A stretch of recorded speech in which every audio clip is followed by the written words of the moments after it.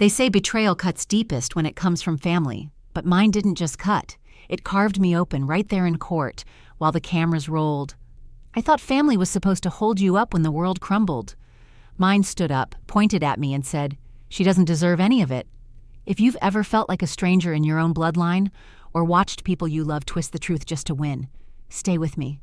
This story, it might be yours too. Because it didn't start with shouting. It started with a signature. One I didn't write. I'm Kaelin Voris. I'm 38. A lawyer, born and raised in Chicago. I built my reputation from the ground up, earned every ounce of it, or so I thought, until the day I walked into that courtroom. Before I tell you how I handed the judge one paper that changed everything, subscribe. One small click that means the world to storytellers like me, trying to bring you even better stories. But back then, I wasn't someone with a plan. I was just the daughter, standing on a courtroom floor while my mother and sister tried to strip me of everything my father left behind. The air in that room felt sharp. Too many eyes, too many whispers, the kind that echo long after the gavel hits. Across the aisle, my mother, Alira, sat stone-faced, like she'd practiced it. Beside her, Saren, my little sister, dressed in ivory like she was innocent. She didn't even look at me, just smirked when the reporter's flashbulb went off. "Ms. Voris," the judge said, his voice clipped, "do you have anything else to add before we proceed?" I opened my mouth, and nothing came out. I wasn't just stunned, I was gutted. That morning, I had stood in front of the mirror, smoothing my blazer. I thought I was walking into a family mediation, not a war. Now, my mother's lawyer read from a thick folder, his voice deliberately neutral. The plaintiff, Alira Voris, asserts that her daughter Kaelin manipulated her late husband during the final months of his life to secure control over family assets. A lie. An intentional, strategic, cold-blooded lie. I felt the burn creep up my neck. My hands curled around the edge of the defense table, fingers numb, knuckles white. I glanced down at the photo I had slipped into my briefcase that morning, a snapshot of me and my father at my law school graduation, his hand on my shoulder, pride in his eyes. A photo I hadn't looked at in years, but that's not what gutted me. It was the way my mother sat so still, like this wasn't costing her anything. And Saren, God, she always had that gift. She could lie with a smile that made people want to believe her. When the court took a recess, I stepped outside. The courthouse steps felt colder than January wind. Reporters called my name, but I barely heard them. I just stared at my phone, pulling up a message I'd listened to more times than I'd admit. My father's last voicemail. He sounded tired, but proud. "Kael, keep going. You're stronger than you know." My thumb hovered over the screen.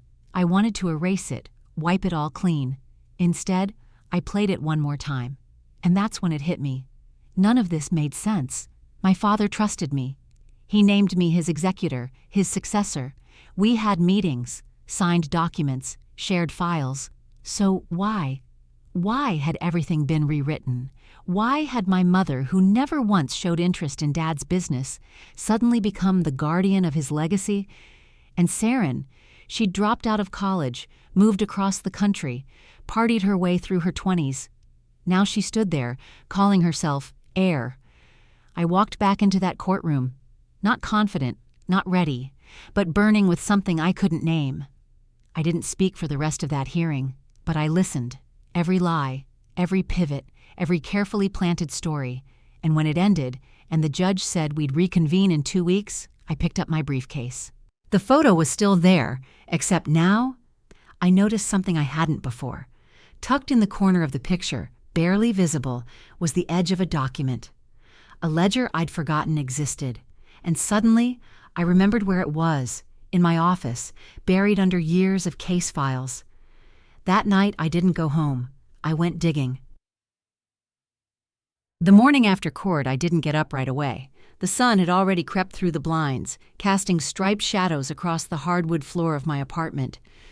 I lay there staring at the ceiling, listening to the radiator tick. It was too quiet. The kind of quiet that presses against your ribs and makes you feel like you're forgetting something important. But I hadn't forgotten. They had. They forgot I'm still my father's daughter. By mid-morning, I found myself in a leather chair across from Mr. DeHaven, my father's estate lawyer. The office was suffocating. Polished mahogany walls, a dusty bookshelf that hadn't been touched in years, and a grandfather clock ticking louder than my thoughts. DeHaven adjusted his glasses and cleared his throat. "Kaelin, I know this is difficult." I didn't reply. My eyes were fixed on the folder in his hands, the one with my father's initials. "I received these final revisions a week before your father passed," he continued, setting the folder down in front of me. "They were unexpected." He flipped it open, and then read the words that knocked the breath out of me. "All assets, business, property, and estate are hereby transferred to Saren Voris." The rest of the sentence blurred. I blinked hard as if my brain refused to absorb it. My pulse thudded in my ears. "That can't be right," I said, my voice low, almost embarrassed. "I double-checked. This is the binding version. Signed, witnessed." I looked up at him, mouth dry. "He named me successor for 15 years. Why would he?" DeHaven hesitated, then added, "There was one thing I found odd." He turned the page. Scribbled in the margin, not typed, not witnessed, was a note. My father's handwriting. I knew it anywhere. Protect the truth. It didn't make sense. None of it did. My father wasn't careless. He wouldn't make a change like that and leave a breadcrumb. I left the office without saying much, just took the note and walked. Outside, the sky had turned a dull gray, the kind of Chicago overcast that makes everything feel heavier. I walked blocks without purpose, my boots scuffing against sidewalk cracks. I passed a cafe we used to go to, me and Dad, when I was still a junior associate and needed advice. I didn't go in. Instead, I headed straight to the Voris mansion. I didn't call ahead. The house still looked the same. White brick, black shutters. It always reminded me of a place that wanted to be warm but didn't know how. Saren answered the door. She looked surprised. Not guilty. Just mildly annoyed, like I'd interrupted her nap. "Kaelin," she said flatly, "didn't expect to see you here." "I bet." She opened the door wider, letting me in. The air smelled of vanilla candles and wealth. I stepped into the foyer, past the portraits that used to mean something. "I read the will," I said, wasting no time. Saren didn't flinch, just walked toward the kitchen, pouring herself a glass of water. "And?" "You got everything. Dad's company, his property, even the lake house." She shrugged, sipping. "He made his decision." I followed her into the room. "Cut the performance. You know this doesn't make sense." Her lips twitched. "Maybe he realized you cared more about clients than family." That landed, too clean, too rehearsed. I stared at her. "You think ambition is a crime?" "I think neglecting Dad in his final months was." I stepped closer. "You lived across the country. I called. I visited. I made sure his prescriptions were filled." "And I was here," she snapped, tone sharpened. "I was the one who stayed." I wanted to scream. But instead, I leaned on the counter. My hands trembled as I spoke. Why would he leave me a warning, Saren? Why would he write "protect the truth" if everything was so clean? She blinked, just once. A flicker of something, hesitation maybe, crossed her face, and then it was gone. "You sound paranoid," she said calmly. "Maybe you should talk to someone." I stared at her like I didn't recognize her. Like the girl I shared a bunk bed with growing up. The girl who used to cry when she got a B on a spelling test. Had been erased and replaced with this porcelain facade. I left before I said something I couldn't take back. Outside, I took a deep breath, pulling out my phone. I didn't know what I was looking for, until I remembered something. Years ago, Dad told me that if anything ever happened to him, I should check the trust files in his office drawer, the one with the old brass handle he never let anyone touch. That night, I dug through my own filing cabinet and pulled out copies of the trust paperwork from 2 years ago. His signature was bold. Sure, consistent. I placed it side by side with the new will. Same pen, same slant. But something felt off. My father's signature had a habit. He always looped the tail of the Y in Voris, long and curved, a flourish he called a lawyer's tail. In this version, it was clipped, crooked, like someone had tried to copy it and rushed. I didn't want to say the word, but it sat there in my mind, pulsing, forged. I couldn't prove it, not yet. But the thought burrowed deep. Still clutching the will, I sank onto the couch. The cushion barely gave under my weight. I looked at my father's note again, tracing the words with my thumb. Protect the truth, not find it, not seek it, protect it, which meant he already knew what it was, and it was in danger. I had just closed the folder when my phone buzzed. Unknown number, no message, just a single photo of me, walking out of DeHaven's office that morning, taken from across the street. My stomach dropped. Then came the text. Stop digging, or else. I stared at the screen, and then I whispered to myself, what the hell is going on? They weren't just trying to erase me. They were rewriting the story of who I was and selling it to the public. The next morning I woke up to my phone buzzing nonstop. Texts, calls, alerts, the kind that fill your chest with dread before you even open your eyes. When I finally looked, the headline stared back like a punch to the gut. Chicago lawyer Kaelin Voris accused of fraud by own family. There was a photo, me walking out of DeHaven's office, the same angle as the one from the anonymous text. I clicked the link. The article quoted Alira and Saren, my own blood, saying I manipulated Dad in his final months, coercing him into granting me control. The tone was surgical, cold, crafted. There were no allegeds, just accusations wrapped in pity and poison. I sat on the edge of my bed, the phone heavy in my hand. This wasn't a misunderstanding anymore. It was a strategy. I barely remember brushing my teeth. The mirror showed someone else, someone smaller than I used to be. I didn't even touch my coffee. It sat cold on the counter, untouched like the rest of my morning. I wrapped my coat tight around me and stepped outside, pulling my scarf up like it could somehow shield me from the city's eyes. Everywhere I went, the L platform, the crosswalk, the lobby of my office, I felt it, a shift in the air. The silence that follows after your name has been turned into something dirty. Even my receptionist didn't meet my eyes. Hey, I tried, my voice hoarse. Any calls? She hesitated, then handed me a note without a word. No eye contact, just ink on paper, 4 clients, terminated contracts. I locked myself in my office, lowered the blinds, and tried to breathe. The walls felt closer than usual. My chair didn't feel like mine. My inbox was a war zone. Partners asking for clarification, clients requesting alternative counsel, reporters asking for comment. I didn't respond. I couldn't. All I could do was scroll. And then I made the mistake of opening the comments. Spoiled rich girl exposed. She probably did it. Women like her always do. Daddy's favorite turns out to be a fraud. I didn't cry, but my throat tightened until I could barely breathe. I shut the laptop hard, the sound echoing in the room like a gunshot. I leaned back in my chair, hand over my chest, heart pounding. My fingers trembled as I reached for the only thing that still felt real, the photo in my desk drawer. Me and Dad, graduation day, his smile, my pride. But even that started to feel rewritten. Had I missed something? Was I blind to what my family really thought of me? The question haunted me as I grabbed my coat and headed outside. I didn't want to go anywhere. But I needed to move, to breathe air that hadn't been tainted by headlines. I found myself near the coffee shop Dad and I used to frequent, the one with the crooked S in the neon sign. The smell of roasted beans hit me like a memory. But as I reached for the door, I stopped.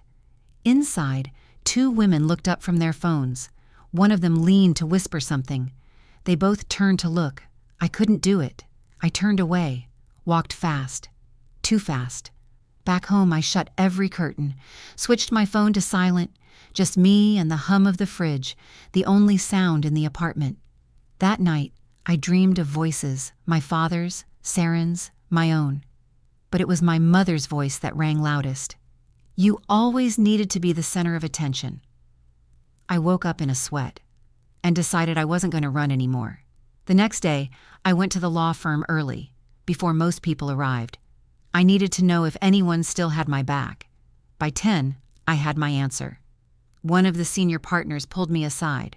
Kaelin, he said carefully, this firm is taking a neutral stance. I scoffed. Neutral? We're just asking you to take a leave, for now. For how long? A beat. He didn't answer. I nodded, jaw clenched. My hands curled into fists at my sides. They were done with me, not because they believed the lies, but because lies were louder. As I walked back through the lobby, heads turned, whispers followed. I wasn't the golden girl anymore. Back in the safety of my apartment, I sat cross-legged on the floor, surrounded by files and memories. I stared at the copy of the will, at the margin where Dad wrote "Protect the Truth," and I thought back, not to a courtroom, not to a fight, but to the last real conversation I had with him.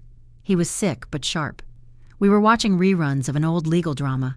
I'd been teasing him about the courtroom scenes. He looked at me, voice thin but steady. "People think the law is about justice," he said, "but it's about endurance. Who can outlast the lies?" I remember laughing. "That's cynical." "No," he said, "it's survival." He knew something was coming, and maybe he knew I'd be standing here alone. The realization landed like a cold knife. My phone buzzed again, a new headline. "Elira Voris speaks out. My daughter needs help, not a law firm." There was a clip attached. It was my mother on a morning talk show, seated on a leather couch like she was there to sell a memoir. She looked fragile, polished, convincing. "My Kaelin, she's not well. She's always been under pressure. We tried to talk to her, but she was distant." And then Saren, sitting beside her, tears brimming, perfectly timed. "She used to be my best friend," she said softly. "I just want her to get better." I stood there frozen. They weren't just defending themselves. They were rewriting me into the villain, with sympathy and fake concern. And the worst part? People were believing it. That night, I opened my laptop, not to read, but to write. If they wanted to play in public, so would I. But before I could begin, a colleague pinged me. "Clients are dropping you, Kaelin. This is bad." He didn't say sorry. He didn't ask if I was okay. Just that. I closed the chat window and stared out the window at the city lights blinking like indifferent eyes. This wasn't just betrayal anymore. It was war. Sleep didn't come easy after the interview aired. Every time I closed my eyes, I saw my mother's perfectly measured concern and Saren's carefully staged heartbreak. They weren't just lying, they were rehearsing. By 3 a.m., I was pacing in the dark, bare feet cold against the hardwood floor. My apartment was silent, save for the ticking of the old clock on the bookshelf. I couldn't shake the feeling that something deeper, something worse, was hiding beneath their performance. So I stopped trying to sleep and sat down at my desk, staring at my father's old laptop. He used to bring it everywhere, scuffed silver edges and a barely functional trackpad. After his funeral, I kept it, a relic. I couldn't bring myself to toss it, even though it hadn't been turned on in years. I plugged it in. The charging light flickered, and then it booted. My hands hovered over the keyboard. He'd used the same password for everything. The name of the dog we had as kids, plus his birthday. It worked. I didn't know what I was looking for, but the desktop was cluttered with folders, client files, legal notes. Then one folder, buried 3 levels deep, Miss EC. Inside were 2 items, a spreadsheet I couldn't open without a missing plug-in, and 1 email, encrypted, untitled. I stared at it for a long time. He'd marked it private, password protected, another layer. I took a breath, closed my eyes, and typed the first thing that came to mind, Voris Legacy, access granted. The message was short, barely 2 sentences. "The funds are secure. Kaelin can't know. We move forward with Arvos Financial." It was from Saren, sent to an email address I didn't recognize. The domain was foreign, encrypted. My throat tightened as I read it again. Kaelin can't know. She wrote my name, like I was a stranger, a threat. And Arvos Financial, I'd never heard of it. But the name felt cold, manufactured, corporate in the worst way. I printed the message and stared at it under the desk lamp. The paper trembled in my hand. I could feel the floor shifting beneath me, not physically, but something deeper, a foundation cracking. She was hiding something, not just from me, from everyone. The next morning, I called Tomas. He picked up on the second ring. "Kaelin?" he said, voice still rough with sleep. "I need your help," I said. "I found something." 10 minutes later, I emailed the message to him. He didn't reply right away, but when he did, it was short. "That's a shell company. They're being watched. Be careful." Watched? By who? I called him again. "You can't just drop that," I said, pacing my living room. "Watched by who?" "Federal auditors. Maybe the FBI. I don't know all the details yet, but Kaelin, if Saren's involved with them, this goes deeper than family drama." The silence stretched. Then he said, "They could ruin you for real if you're not smart about this." My skin prickled. My heart hammered. I glanced out the window. Nothing but morning traffic and joggers. But I felt watched. After I hung up, I printed a second copy of the email, slipped both into my bag. Later that day, as I left the office, I noticed a black SUV parked across the street. It hadn't been there earlier. I walked past slowly, not looking directly, but something about the driver, the way they didn't check their phone, didn't blink, felt wrong. They weren't just parked, they were stationed. I turned the corner quickly, heart in my throat. Was I being paranoid? Or was this the price of asking too many questions? Back in my apartment, I paced for nearly an hour before calling Tomas again. "I need more," I told him. "I need to know what Arvos is hiding." "I'll look into it," he said. "But Kaelin, don't do anything reckless, not yet." But not yet didn't sit well with me. That night, I scoured the internet for every scrap of information I could find on Arvos Financial. Nothing useful. Just a vague address in Delaware and some press releases written in corporate babble. But there was one line buried in an old business report that froze me. Affiliated with multiple estate consolidations in the Midwest, including the Voorhees Trust. Voris, our name, our trust. And it had been buried. Intentionally. I leaned back, closing my eyes. This wasn't about hurt feelings anymore. They were laundering something through my father's legacy, and I was never supposed to find out. My phone buzzed again, a text. "Drop it, Kaelin, you're in over your head." No number, no sender, just those words. I stared at the screen, my hands suddenly ice cold. I read the text again and again, waiting for something else. But nothing came. Who was watching me?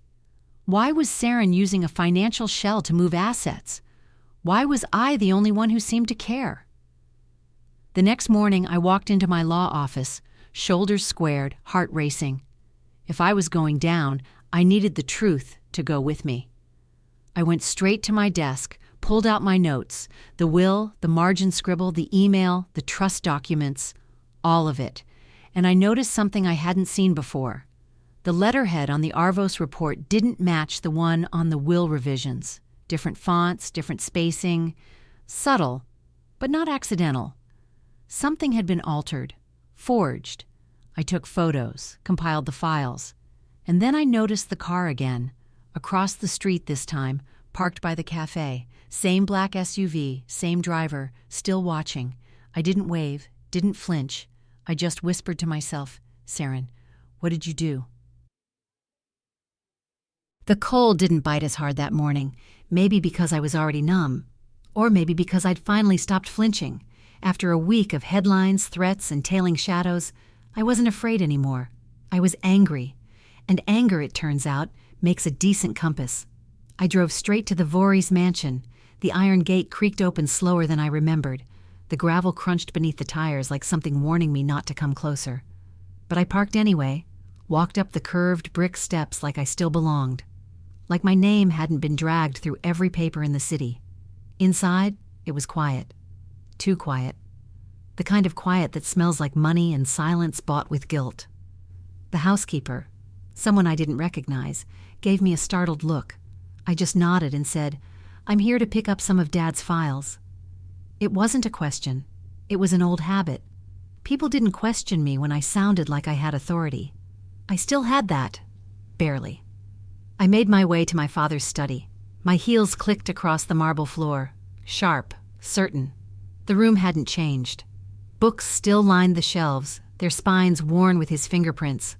His favorite cigar box still sat unopened on the desk, though I doubted anyone remembered what was inside anymore. I moved toward the far wall. The portrait of him hung above the fireplace, dignified, a little stern. But what I remembered wasn't how he looked there. It was how his eyes softened when he watched me argue cases in the mirror as a teenager, or how he used to smile when I quoted precedents at dinner. I reached for the painting, my hands steady. It came off the wall with a faint groan. Behind it, the old wall safe. It had a brass handle and a keypad I hadn't touched in years, but I knew the code. Dad's first bar license number, 6 digits plus the letter K for Kaelin, a sentimental touch only he and I shared. It clicked open. Inside, a single envelope, cream paper, my father's initials embossed in gold. I opened it slowly, fingertips trembling now, no matter how calm I tried to be. Inside was a letter, handwritten, slanted but firm, just like his tone when he was warning you without saying it out loud. If you're reading this, I failed to protect it myself. I swallowed hard. The words blurred for a second before refocusing. Saren's mistake can't be made public, but it can't be erased either. I've hidden the records, not to protect her, but to protect the firm. You'll know what to do. That was it. No dates, no details, just weight, heavy and unfinished. I tucked the letter into my coat pocket and closed the safe. But as I turned to leave, something shifted. A memory, faint but rising. Saren, years ago, 16, furious, screaming at Dad in this very room. I didn't ask you to fix it. He'd been quiet that day, too quiet. And later I'd found her locked in her room, mascara smeared, music too loud. Back then I thought it was just a teenage fight. Now I wasn't so sure. On my way out, I stopped by the family room. The same grand piano sat under the window collecting dust. I remembered Saren playing there. Playing because she had to, not because she loved it. It was always about image. The Voorhees girls, accomplished, polished, picture perfect. But under all that shine, something had always been rotting. Back in my car, I called Tomas. I found a letter, I said. He knew something. He covered for her. Kaelin, he said slowly, you need to hear this. I did some digging. Tell me. Arvos Financial is under preliminary investigation. Wire fraud, multiple aliases, some kind of laundering setup, but sealed files make it hard to confirm. The strange part? Saren's name never comes up. What? She's not on paper anywhere. My heart thudded. So she's being protected. Or she's hiding behind someone else. I looked out the windshield. The black SUV from the day before was gone. But the feeling hadn't left. She made a mess, I whispered, and he cleaned it up. That's why he changed the will. It's a theory, Thomas said, but we'll need more than a theory. That night, I pulled out my father's files from the trust, old estate paperwork, trust amendments, financial transfers, page after page, his signature, his seal. But there, one amendment dated 5 years ago had a familiar line scratched in. Saren's name, written beside an asset change, but the handwriting was off, subtle but different. I stared at it for a long time, the tension building behind my eyes like a pressure cooker. Forged? Again? I scanned the page, then held it next to another from the same year. The loops, the tilt, the spacing. It wasn't the same. Someone had been doctoring documents for years, and Dad had known. Maybe not all of it, but enough to warn me. I rubbed my temples. My head ached. Then, like a jolt, I remembered something else, the call. The day Dad collapsed, I'd gotten a call from one of his assistants saying he'd canceled a meeting with an external consultant. I didn't think much of it at the time, but now I couldn't shake it. Who was that consultant? And what were they really consulting on? The pieces weren't connecting yet, but the outline was forming. Back then, I thought Saren was reckless. But now? Now I realized recklessness was just a costume she wore. Underneath, she was calculating. The next morning, Tomas called again. I just sent you something, he said. I opened the file. A screenshot of an FBI report. Redacted, almost entirely blacked out, but one line was visible. Ongoing financial inquiry. Voris name flagged. That was all. But it was enough. I whispered, they're in this deep. Then I froze. A sound behind me, not loud, just out of place, the creak of a floorboard, in my apartment. I turned slowly.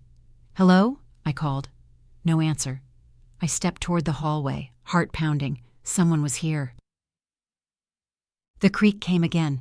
Close, deliberate. I froze at the edge of the hallway, bare feet rooted to the cool hardwood. Every instinct screamed at me to run, but I didn't. Instead, I reached for the nearest object, a glass paperweight from my father's desk still on the bookshelf, and edged toward the sound. It came from the kitchen. I peeked around the corner, heart pounding in my throat. Nothing, no movement, no open window, no broken lock. But a drawer hung open, one I hadn't touched in days. I stepped closer. Inside, the contents were disturbed, files slightly shifted. The letter from the safe? Gone.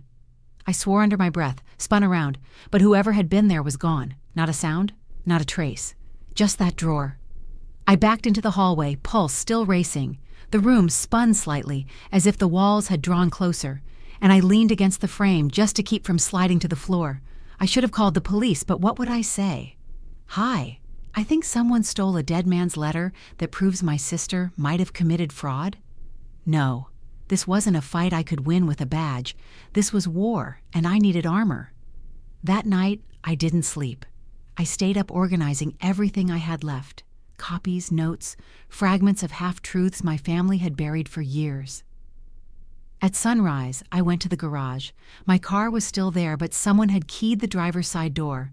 3 words, all caps, jagged, stop or else. I stood there staring at it, breath fogging in the cold morning air. Then I reached out, dragged my fingers across the scratches, and walked back inside. By the time I reached the office, the chill had settled deep in my bones. I closed the blinds in my private conference room and called Tomas. They were in my apartment, I said, voice flat. The letter's gone. Kaelin. And my car was vandalized this morning. He went quiet for a beat. This is escalation, he said finally. They're getting desperate. Or bold. No, he corrected. They're scared. The silence between us felt thick, heavy, familiar. How far are you willing to go? He asked. I didn't even hesitate. As far as they did, further. Later that day, I was in the middle of reviewing trust fund activity when the receptionist buzzed in. Your sister is here, she said, unsure. Should I? Send her in, I said before I could overthink it. Saren walked in like she owned the room, all neutral tones and perfect posture. I didn't stand. She smiled like we were strangers meeting for the first time.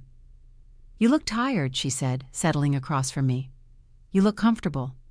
She crossed one leg over the other and leaned back, examining me like I was something she'd already counted out. I came to check on you, she said, tone sickeningly sweet. There've been rumors. I stared at her. Break into my apartment lately? Her smile didn't waver. Paranoia isn't a good look, Kaelin. And neither is fraud.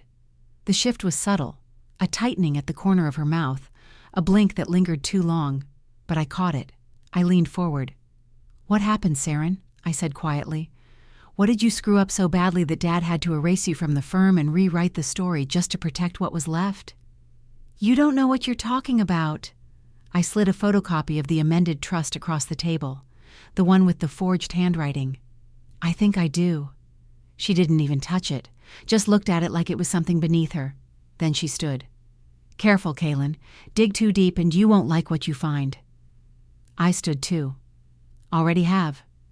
For a second, her expression faltered. Not fear, not yet, but something close to it. A flicker of doubt. She left without another word, and I sat there in the silence, every muscle tight. I didn't move until my phone buzzed. A message from Tomas. I found something. You need to see it in person. By the time I got to his office, the sun had set. Chicago's skyline shimmered in the reflection of his window. Glass towers lit like warnings in the dark. He had a file on the table, thick, yellowed. What is this? I asked, sitting across from him. Something from the Arvos investigation, buried in a sealed corporate folder. Took me favors I can't afford to burn again. He opened it.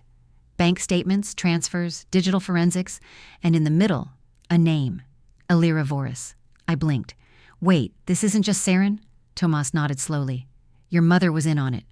The room felt colder suddenly. She's the one who signed off on the shell accounts. The timing lines up. Right before your father changed the will. She knew what was happening. I sat back, stunned. She said she was protecting Saren, but she was protecting herself. They both were, he said. Saren made the mess. Elira buried it. The ground beneath me shifted again. It wasn't just betrayal. It was strategy, a coordinated effort to erase me and rewrite the family legacy in their image. My hands curled into fists. I looked up. Can we tie it back to the firm? Not yet, but we're getting close. I took a breath, heart pounding, and nodded. I want them to know I'm not scared. Just then, the window behind Thomas rattled, a soft pop, like pressure releasing. We both turned. Nothing. But the edge of my spine tingled. And when I left his office, the same black SUV was waiting across the street. Engine off, lights out. I didn't run.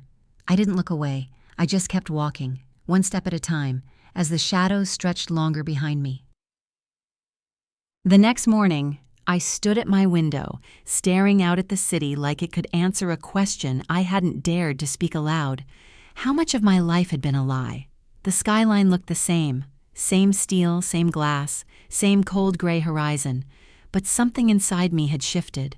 Knowing Elira, my mother, wasn't just complicit but deeply embedded in the fraud unraveled the last thread of hope I hadn't even realized I was still holding. I used to think Saren was reckless, impulsive, dangerous in a selfish sort of way. But Elira, she was methodical, strategic, the type of woman who'd tuck a knife behind a smile and call it motherly instinct. I poured black coffee into a mug and let it burn my throat. It was the only thing keeping me grounded. By mid-morning, I met Tomas in a back booth of a downtown diner. It was the kind of place where no one looked too long at anyone else, and the only sound was the clatter of plates and the hiss of grease. He slid a folder across the table. You need to see this. Inside, banking records, wire transfers, company registrations, dates lined up like dominoes. And at the center of it all, Arvos Financial, the shell company, the siphon, the engine behind everything.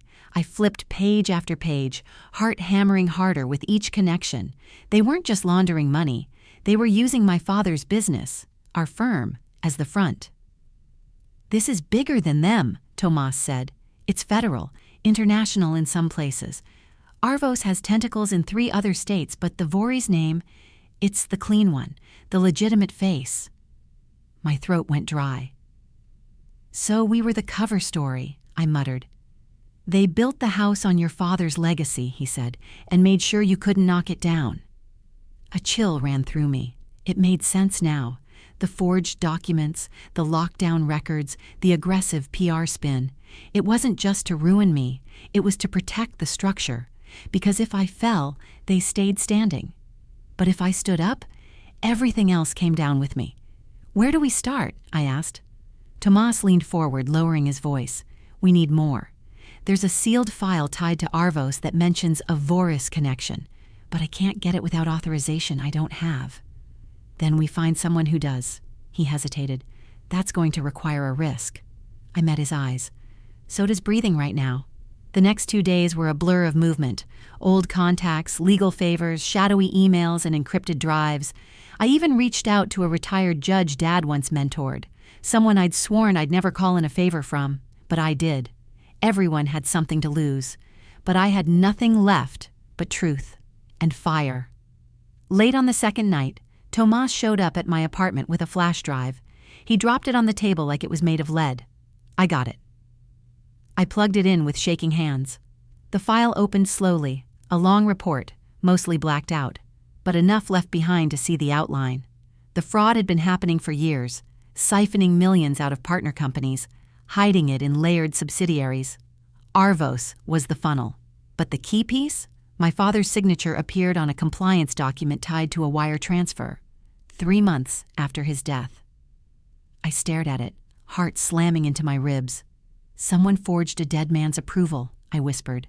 Thomas nodded. And the timing matches the shift in the will. I backed away from the table like the file might explode.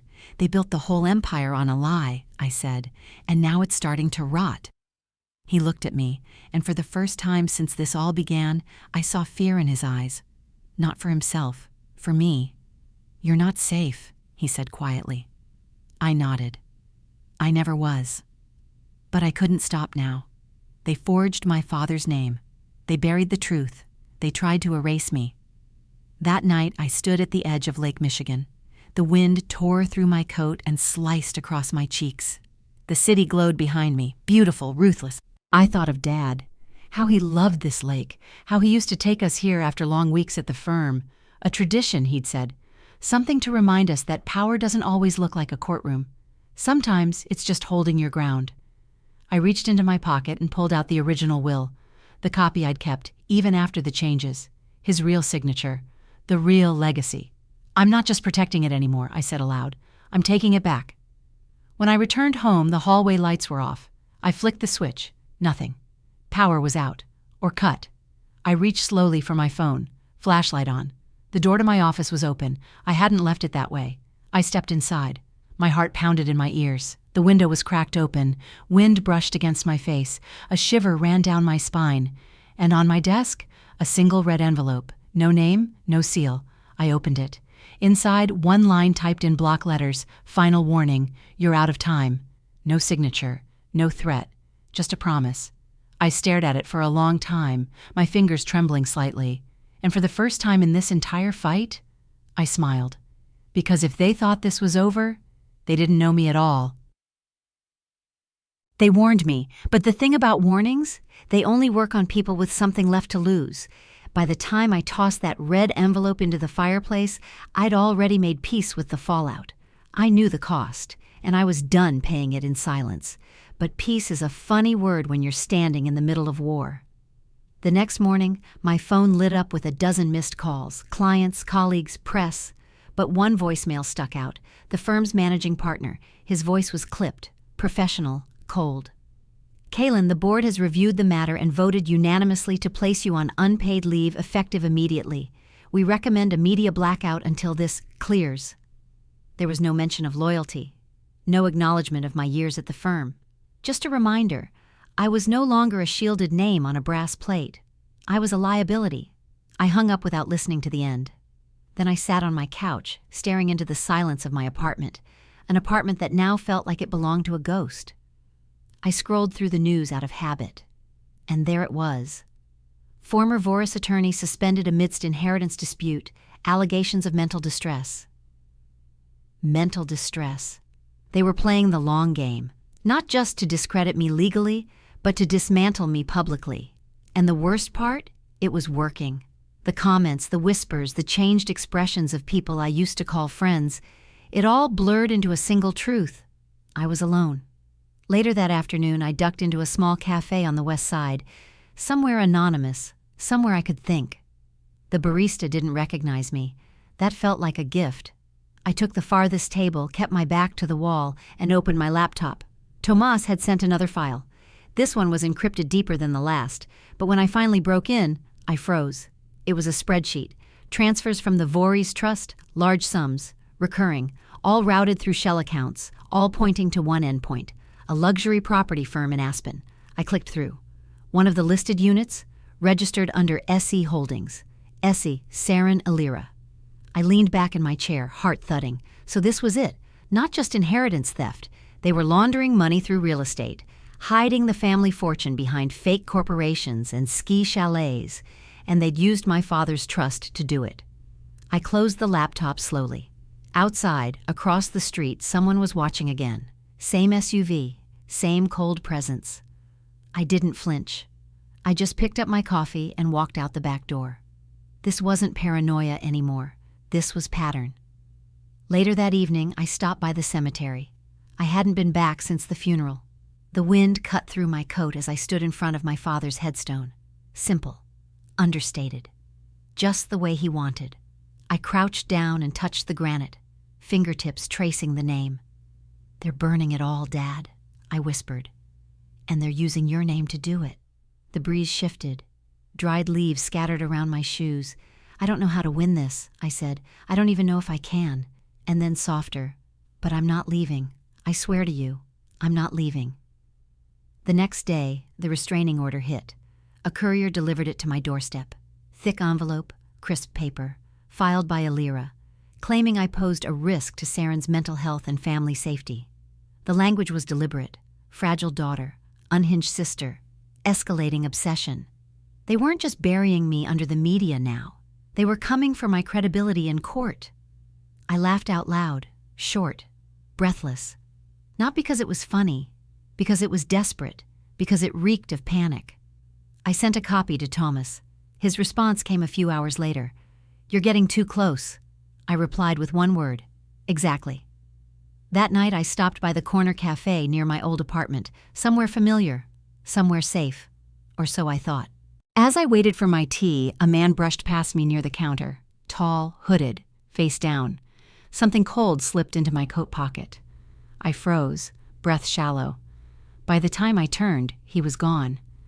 I reached in slowly and pulled out a folded scrap of paper. "They know you're close. Run." No signature, just fear. I didn't move for a full minute, and then I left the cafe without picking up my drink. I didn't run, but I didn't go home either. I spent the night at a hotel under a different name. Because whoever he wasn't wrong. I was close, too close. I didn't sleep that night, not really. The hotel room was clean, impersonal, and silent except for the faint hum of the mini fridge. But my mind buzzed with too many threads, all of them fraying, all of them leading back to one truth. They knew I was close, and someone wanted me gone before I could prove it, but I wasn't going anywhere. By dawn, I had my laptop open and the hotel coffee burning a hole in my gut. I started sorting files, timelines, transfers, forged documents. I laid everything out like a prosecutor prepping closing arguments. If I wanted to take this to court, it had to be airtight. Later that morning, Thomas met me at a dimly lit diner a few blocks from the courthouse.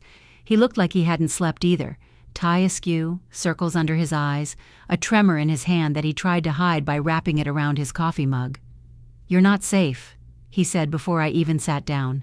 "You said that yesterday," I replied, sliding a flash drive across the table. "This is what we need to make it worth the risk." He plugged it into his laptop and scanned through the files. Bank records, notarized inconsistencies, metadata timestamps on signatures that didn't match up. Then he paused. "This document here," he said, zooming in, "was supposedly signed the same day your father was in hospice care." "Exactly," I said. They forgot the nurse's logs confirm he couldn't even hold a pen.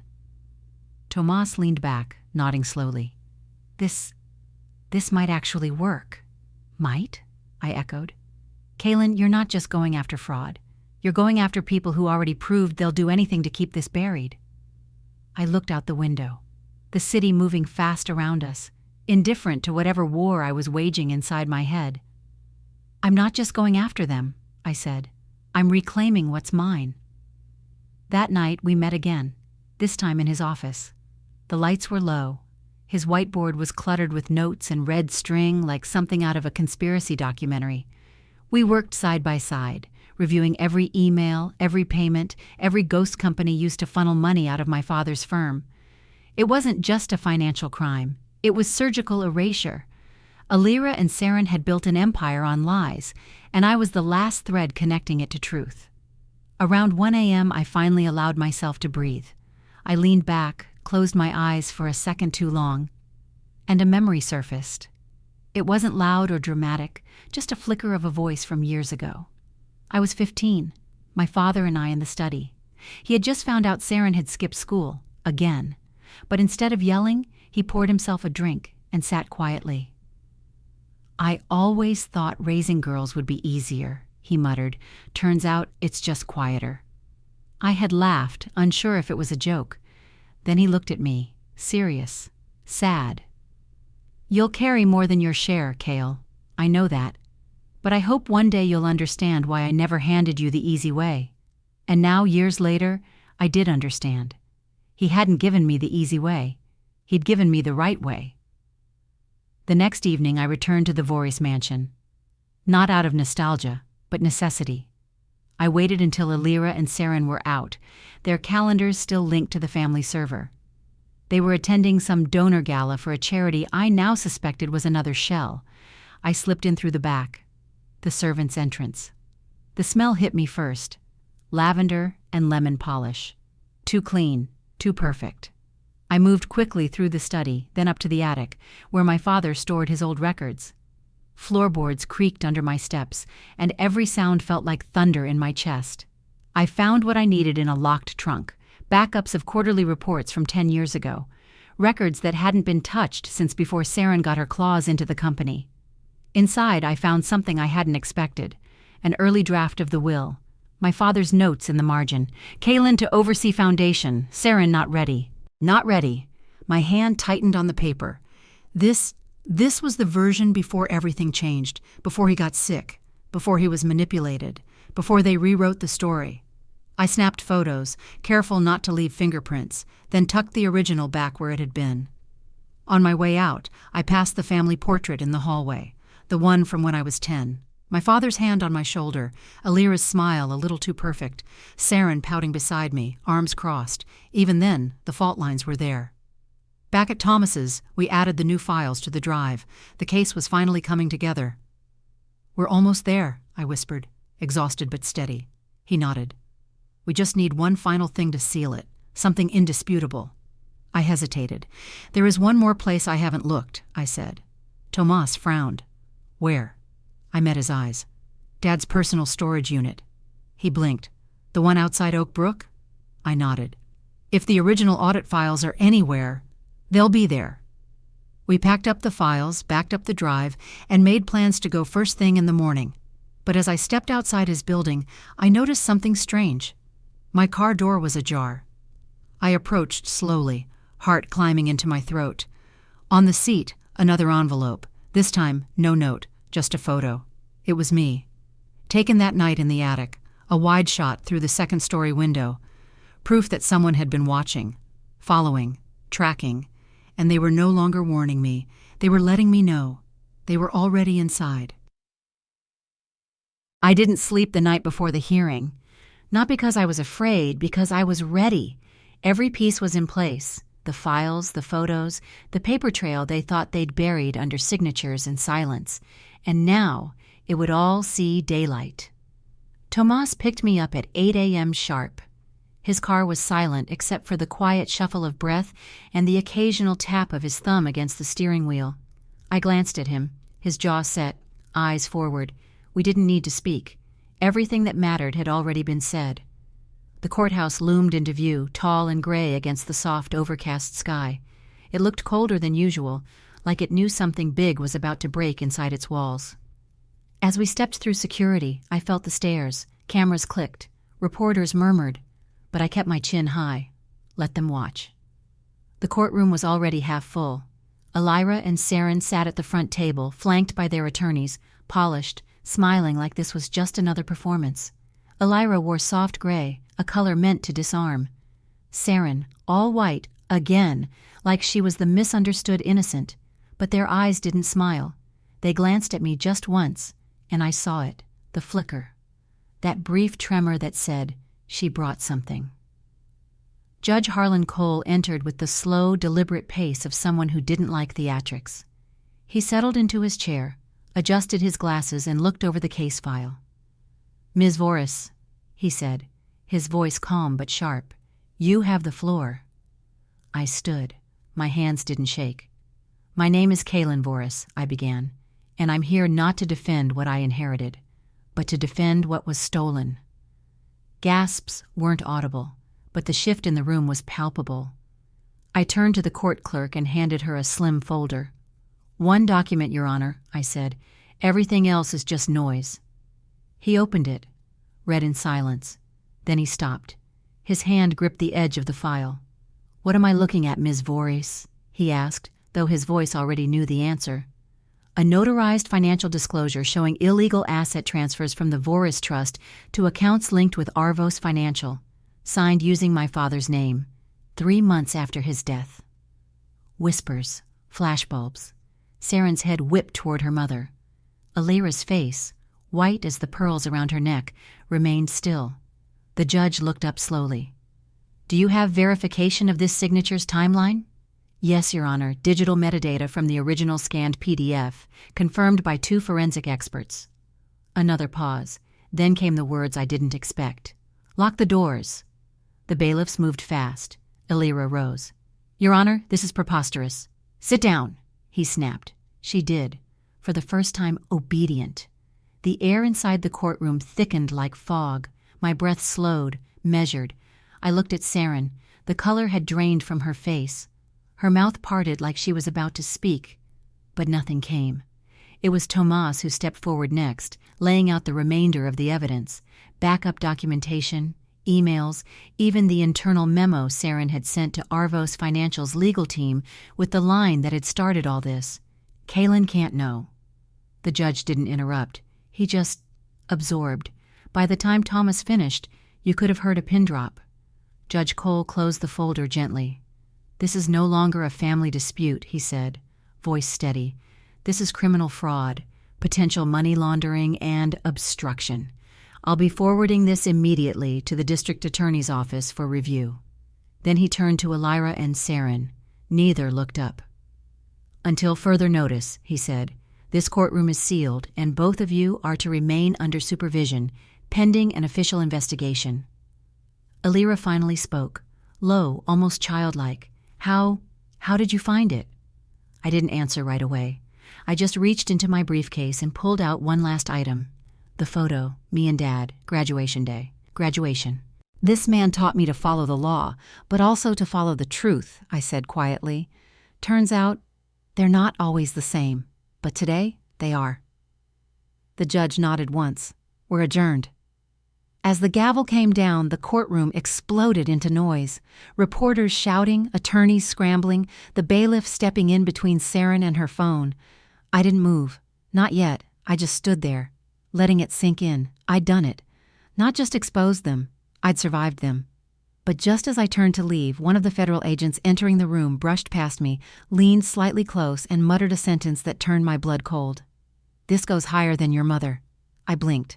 "What?" But he was already gone. Thomas appeared at my side. "You okay?" I nodded, though my pulse thundered in my ears, because suddenly, I wasn't sure. If Elira and Saren weren't the ones pulling the deepest strings, then who was? The courtroom emptied like a wave pulling back from shore, but I stayed rooted at the center, the echo of the gavel still ringing in my bones. "This goes higher than your mother." The words looped in my head like static. I'd heard them, felt them.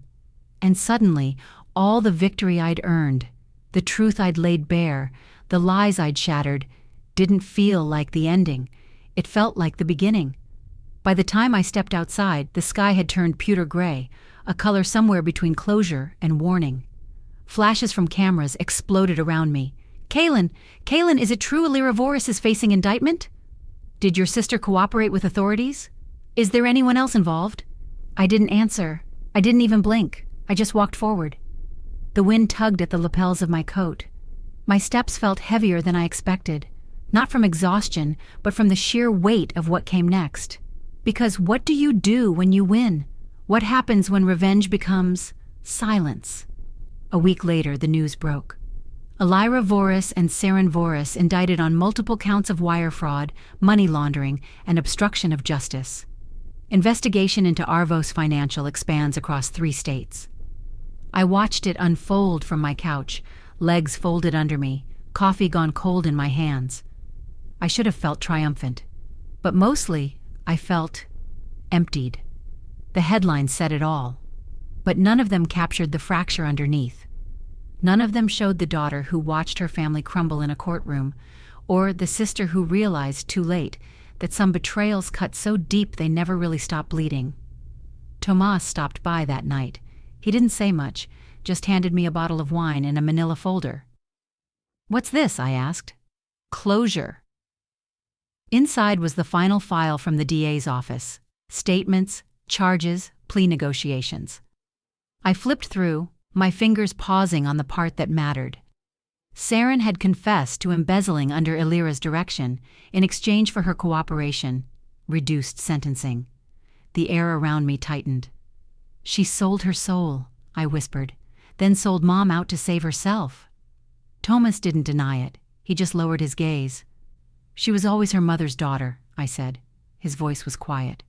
"And you weren't." I smiled, thin, tired. "No, I was my father's."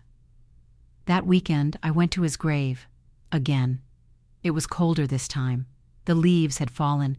The grass was brittle underfoot. I knelt beside the headstone, my scarf tucked tight around my throat. "We did it, Dad," I said. "We protected it, the firm, the legacy, the truth." My eyes burned, But I didn't cry. I think I'd already cried it all out. I reached into my coat and pulled out something I'd been holding on to for months. The original handwritten draft of the will, the one he never got to sign. It said everything the forged one didn't, that he trusted me, that he saw me, that he knew what would happen.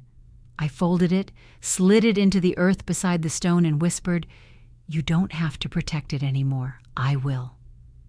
3 months later, I opened the doors to the Voorhees Justice Foundation. We kept the name. Not for them, for him. The foundation would help people, especially women, fight unjust estate battles, power grabs disguised as family concerns, forged signatures that stripped legacies from rightful hands. We'd help people like me before it was too late. The day we launched, Thomas gave a speech, short, kind. Then he stepped aside and let me take the podium. "I'm not here to tell you a story," I said to the crowd. "I'm here to make sure no one else has to live one like mine." I scanned the faces, strangers, allies, survivors. We believe in paper trails. We believe in hard proof. But more than that, we believe in listening to the people who are usually silenced, the women who were told to stay quiet, the daughters they called dramatic, the partners dismissed as unstable.